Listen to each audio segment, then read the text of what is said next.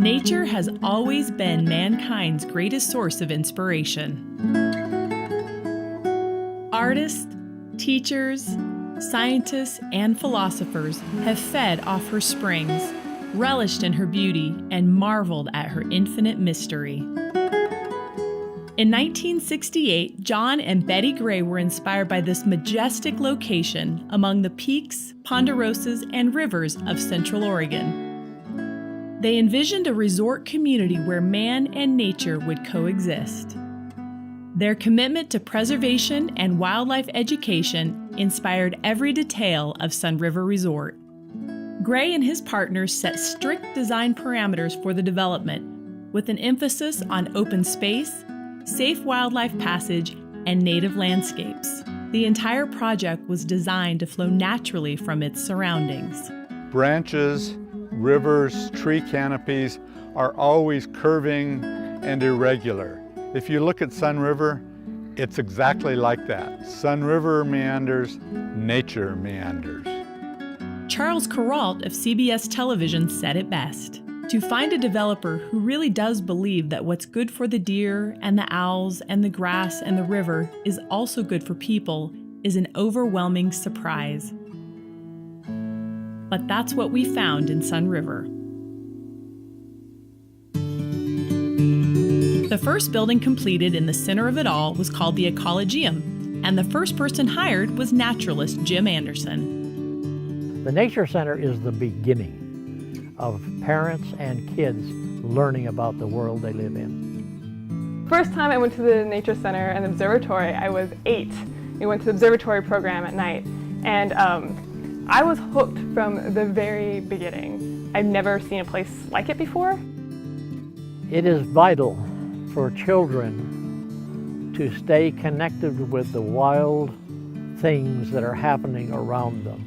The very core of their existence, in my opinion, is in their attitude about the world of nature. Oh, that's 600 feet deep? Yeah. Oh my gosh.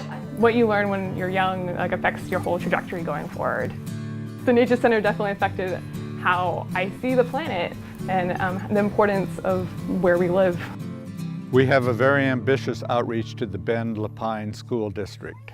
Our naturalists and experts in astronomy receive students and visit their classrooms, touching over 5,000 inquisitive minds a year. They teach basic principles of ecology, about bird behavior, and about the stars and planets. They involve students in junior naturalist projects on the spotted frog and on plants native to the region. We have facilities that were designed for at most 10,000 visitors a year.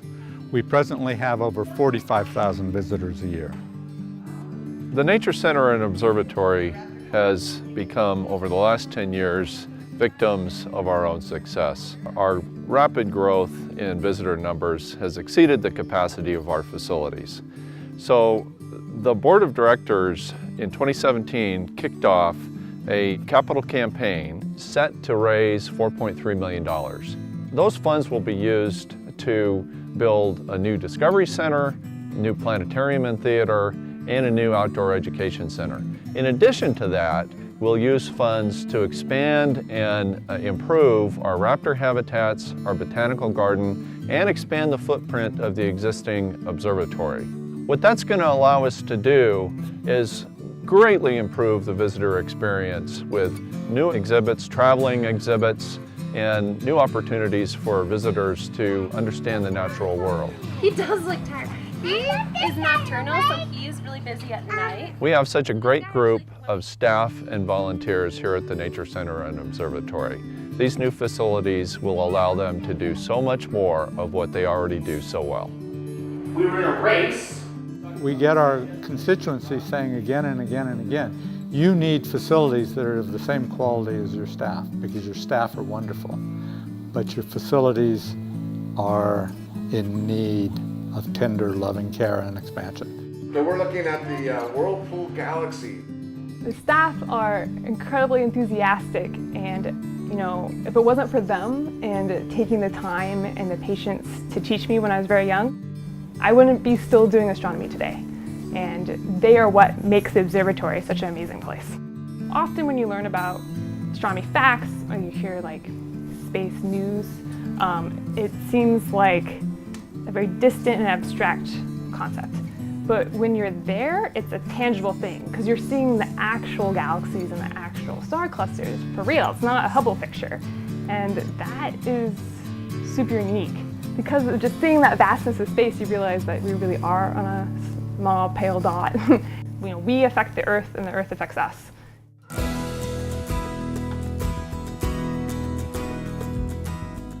I like to think of the Nature Center as the heart of Sunriver.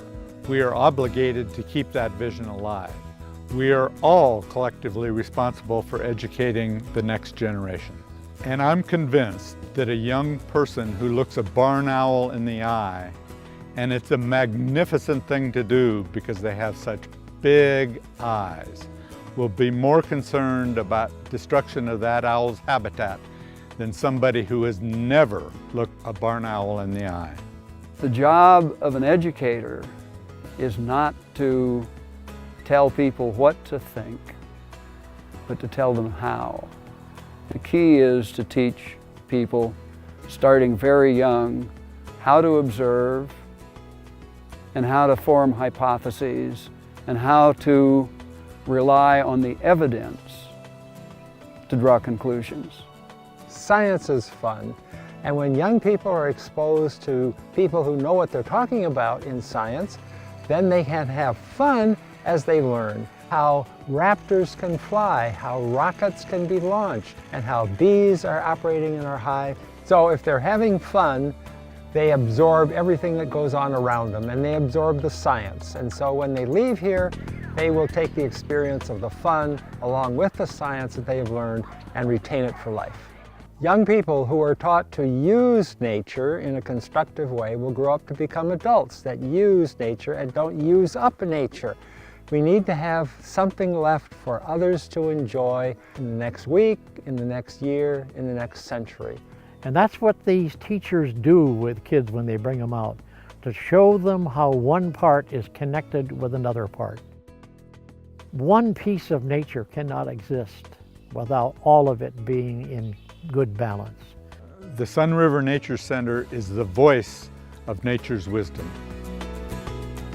John Gray once said that nature is a powerful teacher if only we will listen. The heavens above us and our natural surroundings here in Sunriver have been the inspiration for this organization for 50 years. Please help us continue to inspire generations to understand and cherish the natural world. Consider making a gift to the Sunriver Nature Center and Observatory. Your donations will help us carry on in the footsteps of John and Betty Gray.